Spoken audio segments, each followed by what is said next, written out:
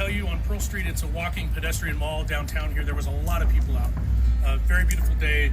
There was a group of pro-Israel people that were there in a peaceful demonstration. I wouldn't even call it a protest. I believe that happens frequently down here.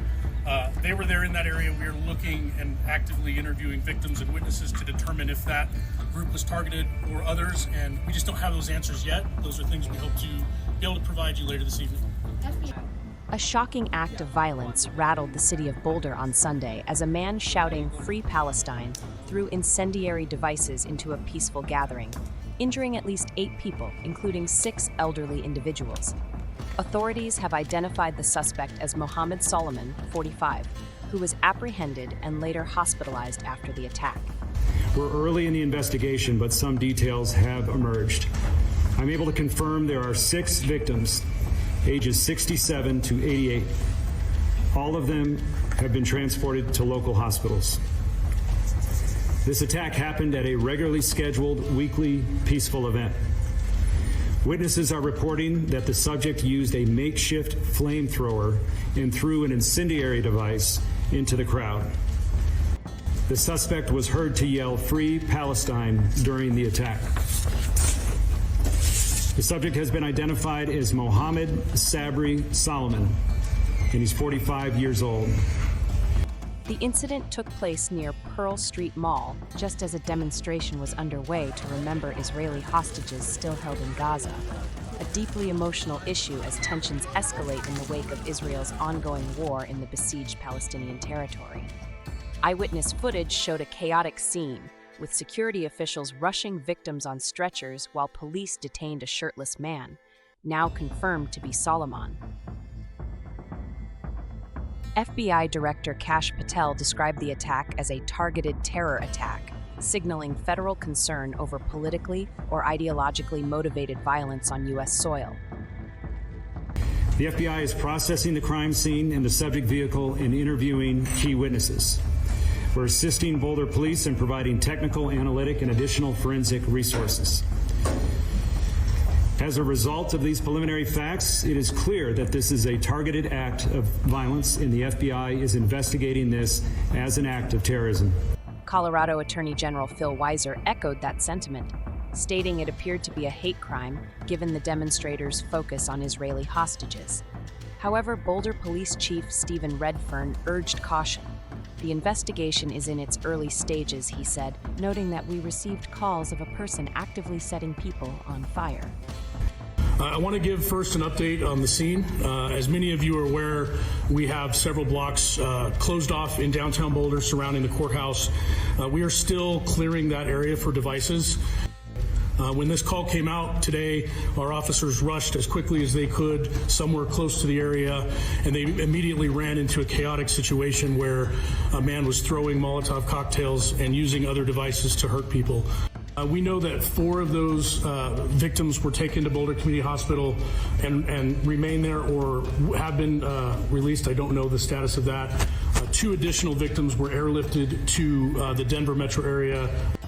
So the question was about the condition of the victims. The last update I had is that at least 1 victim was very seriously injured, probably safe to say critical condition, and then other victims received more minor injuries. I think there's a wide range, but we haven't talked to doctors yet and gotten an actual rundown of specific injuries. Redfern emphasized the need to avoid rushing to conclusions regarding the motive. The victims, ranging in age from 67 to 88, were transported to nearby hospitals with varying degrees of burn injuries, according to Mark Michalek, FBI special agent in charge of the Denver field office. Some injuries are said to be very serious. So I've been in contact with our local FBI multiple times. We are in contact with them here. We are not calling it a terror attack at this point. Again, it's way too early to speculate motive. I know there's a lot out there on social media, but I ask people just to give us a little bit of patience while we work through a really complex scene. A lot of witnesses were here. We've taken them to another location to debrief them and interview them. As we do that, I think the picture will become more clear. But it would be irresponsible for me to speculate on motive this early on. We're only a couple hours into this thing. I haven't seen it, and I wasn't here when he was arrested. All I know is it's an adult male We're working to identify that person. We're working to figure out where they're from, and we're in contact with our federal partners as well. I ask for a little bit of patience as we do that, but also I ask that you join me in thinking about our victims, the families of those victims, and everyone involved in this tragedy.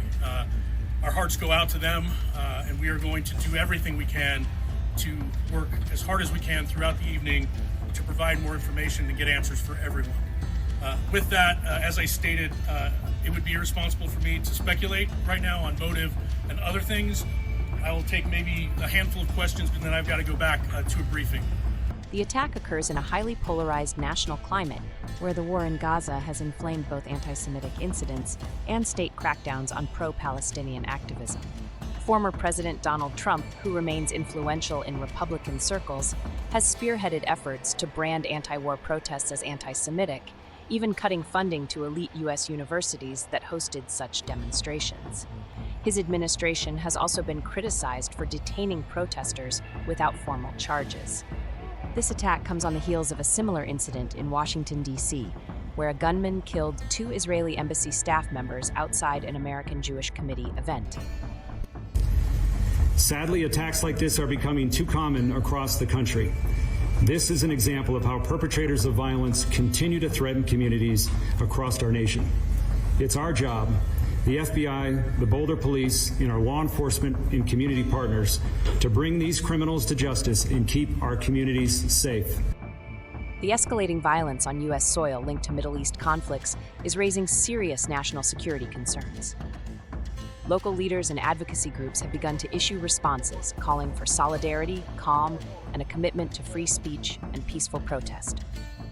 The Council on American Islamic Relations, CAIR, and Anti-Defamation League, ADL, are expected to release statements amid fears the incident could further inflame racial, ethnic, and religious divisions. Authorities are now combing through Soliman's background, including possible ties to extremist groups or mental health issues. As of Monday morning, he remains in police custody at an undisclosed medical facility.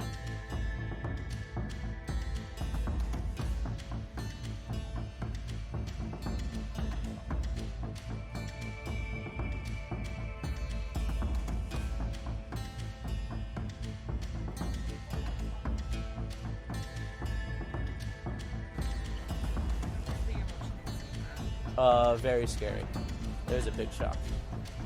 What did you? So when you say you saw people getting wheeled to the ambulances, did you see any fire or anything like? We did not, but we saw burn marks and we had seen smoke from far away. Did you hear anything? We did not hear anything. What is this like to have this happen in your community? It's very scary and it's a huge shock, and it's a big thing that sadly we've experienced before, but it's really scary and it's really upsetting that it's happening in Boulder. Is this going to keep you from coming out to the I'm not sure. Maybe, probably not. I'll probably come back, but we'll see.